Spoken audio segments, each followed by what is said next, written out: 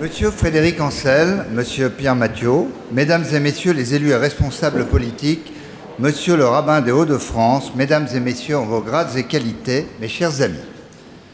Avant d'entrer dans le vif du sujet, les nouveaux périls géopolitiques, je souhaite remercier chaleureusement nos deux invités pour leur présence parmi nous, malgré un emploi du temps chargé. C'est un très grand plaisir et un honneur de recevoir à nouveau Frédéric Ancel, politologue et auteur de nombreux ouvrages, dont Mon dictionnaire géopolitique, ainsi que M. Pierre Mathiot, directeur des Sciences Po Lille, tels nation, démocratie, pouvoir, territoire, puissance, frontières, ressources, réseaux, etc. C'est une méthode d'examen du réel fondée sur une approche géographique et historienne pour comprendre comment s'atteint, s'exerce ou se perd le pouvoir, la puissance, la paix, la prospérité, la liberté, dans les territoires concrets, dans des conjonctures temporelles précises. Ne croyez pas que cette instrumentalisation ne concerne que le monde monothéiste. Regardez ce qui se passe en Inde, avec M. Narendra Modi, qui sera vraisemblablement d'ailleurs réélu dans quelques jours. En tout cas, il a toutes les chances de l'être.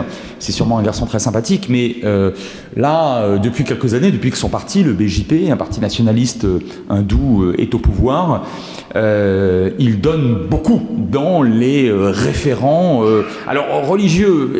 L'hindouisme est davantage une philosophie orientale qu'une religion au sens monothéiste, mais à la limite, peu importe. On a bien affaire à la volonté de s'exprimer favorablement vis-à-vis d'une population, alors très majoritaire, bien sûr, hein, les hindous en Inde, mais pour quelle raison ? Face à qui, ou pour stigmatiser qui. Bon. Et là, bien évidemment, on tombe très très vite sur le conflit extraordinairement dangereux qui prévaut au Cachemire depuis 1947 entre l'Inde et le Pakistan. 3 guerres déjà quand même, hein. Et la 4e, elle sera nucléaire. Donc il vaut mieux qu'elle n'ait pas lieu, franchement. Le Pakistan n'est pas en reste. Le Pakistan procède de cette manière-là. C'est une république islamique dirigée par un certain nombre de moines soldats. Je pense au général Zia dans les années 70. Tout ça n'est pas très rassurant. Les Indiens étaient plutôt en retrait jusqu'à présent avec le parti du Congrès fondé par Gandhi. Aujourd'hui, il y a une montée en force de cette instrumentalisation, hein, des référents religieux, spirituels ou sacrés, disons, pour employer un terme un peu plus générique, au profit du politique. En Europe orientale, vous avez aujourd'hui des chefs d'État et de gouvernement élus démocratiquement, dont les accents quand même renvoient à mes... Je peux poser une question ? Je ne vous ai pas parlé d'Israël. Il me donne une réponse. Hein. Je ne vous ai pas parlé d'Israël. Est-ce que Netanyahou n'instrumentalise pas le judaïsme à des fins de réélection dans une période récente ? Moi, je voulais garder le meilleur pour la fin. Évidemment, la question du religieux ou de la place du religieux est une question qui se pose. Elle ne se pose pas depuis hier, elle se pose en réalité depuis 40 ans, depuis donc l'arrivée au pouvoir de Khomeini en Iran. Hein. C'est à ce moment-là que le religieux, en quelque sorte, est revenu dans le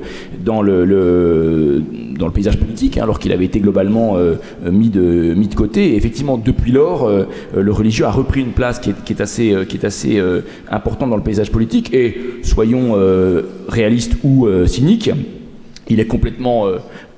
compréhensible que de Trump à Poutine en passant par Erdogan, par Netanyahou, etc., il y ait des tentatives d'utilisation des référents religieux dans l'espace politique pour être élus. Hein, les acteurs politiques sont là pour être élus, réélus, et ils utilisent les manettes qui peuvent leur permettre de le faire. Et évidemment, le religieux, depuis une trentaine d'années, est redevenu un élément sur lequel on peut agir. Et ce qui est très intéressant à constater, c'est que, comme ça a été dit sur le fait qu'on a le sentiment qu'il y a des conflits partout, alors que probablement la conflictualité n'a jamais été aussi faible dans le monde, de la même manière qu'en France, on pense qu'il n'y a jamais eu autant de conflits sociaux, alors qu'il n'y a jamais eu aussi peu de jours de grève, le religieux, on en a jamais autant parlé qu'aujourd'hui, alors que probablement nous sommes à un moment de l'histoire du monde où il n'y a jamais eu autant de personnes athées ou agnostiques. Et donc complètement désengagées. Et alors on peut faire l'hypothèse évidemment que moins il y a de personnes qui sont intéressés par le religieux ou religieux eux-mêmes, et plus le religieux prend une force en termes de radicalité, si vous voulez, dans l'espace politique. Cadeau. Corruption de hauts fonctionnaires. Moi, je dis rien, hein, moi, j'ai rien.